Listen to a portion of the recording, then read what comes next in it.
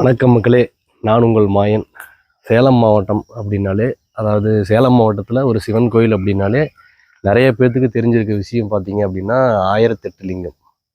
அந்த 1008 லிங்கம் சிவன் கோயிலை பற்றி நிறைய வீடியோ வந்திருக்கு, நிறைய பேர் சொல்லி கேள்விப்பட்டிருக்கீங்க. ஆனால் 108 சிவன் லிங்கம் கோயில் வந்து பார்த்தீங்க அப்படின்னா நம்ம சேலம் மாவட்டத்தில் ஒரு இடத்துல ஒண்டி வீரனூர் அப்படின்ற இடத்துல வந்து பார்த்தீங்கன்னா அமைஞ்சிருக்கு. அந்த கோயிலுக்கு தான் நான் இன்றைக்கி வந்திருந்தேன். இந்த கோயிலில் வந்து பார்க்கும்போது தெரியுது நிறைய ஆச்சரியமான விஷயங்கள்லாம் இருக்குது. வாங்க பார்க்கலாம்.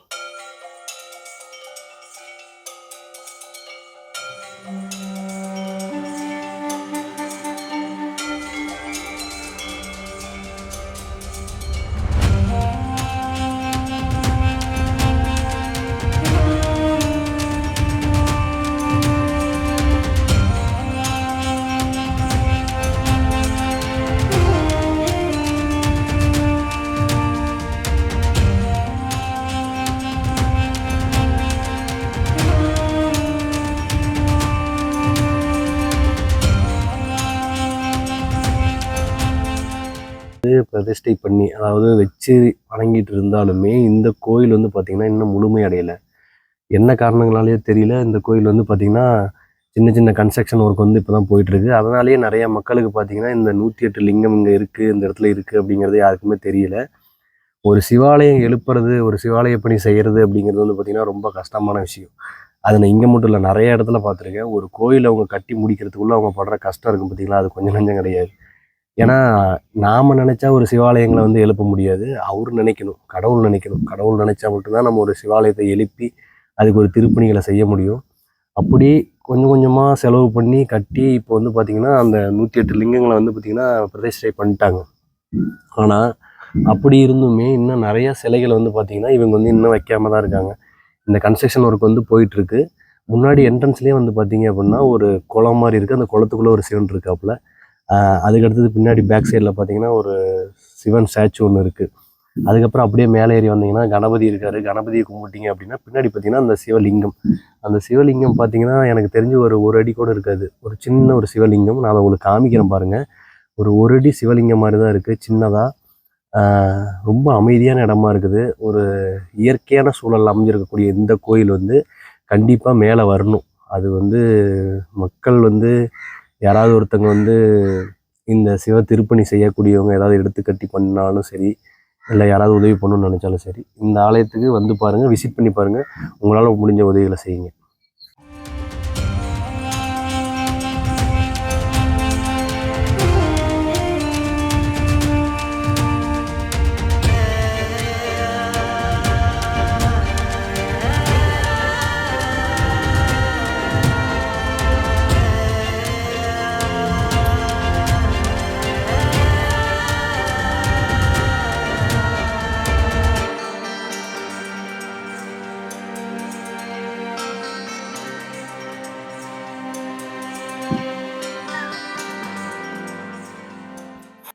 இந்த சிவன் லிங்கத்தை பற்றி ஒவ்வொருத்தருக்கும் ஒவ்வொரு புரிதல்கள் இருக்கும்.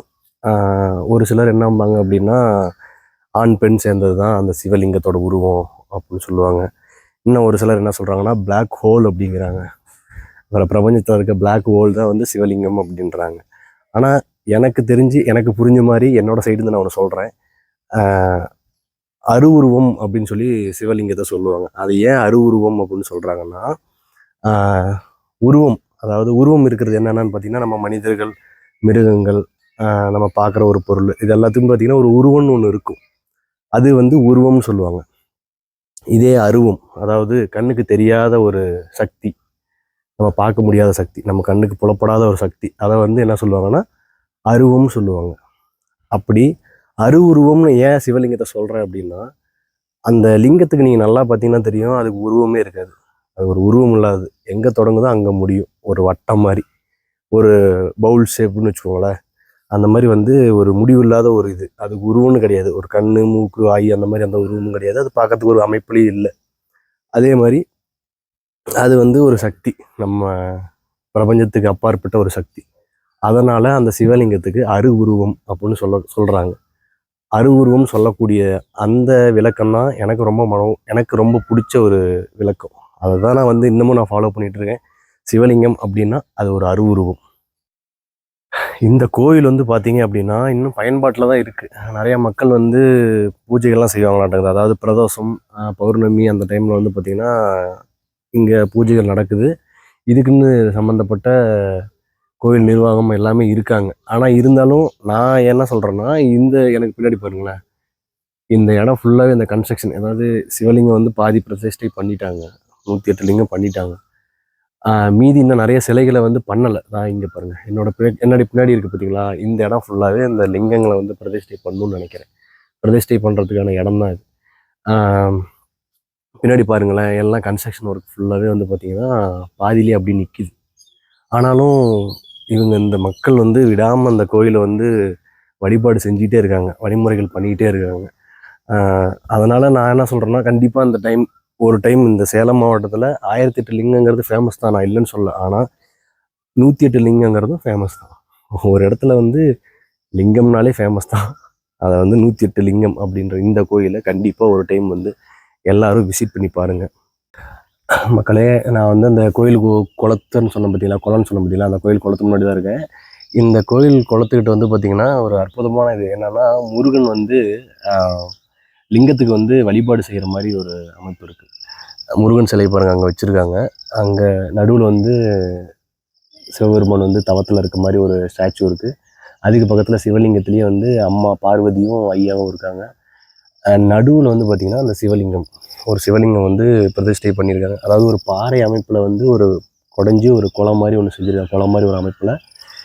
இதில் இந்த முருகன் அவர்கள் வந்து பார்த்திங்கன்னா லிங்கத்துக்கு வந்து வழிபாடு செய்கிற மாதிரி, அதாவது பிரார்த்தனை செய்கிற மாதிரி இருக்குது.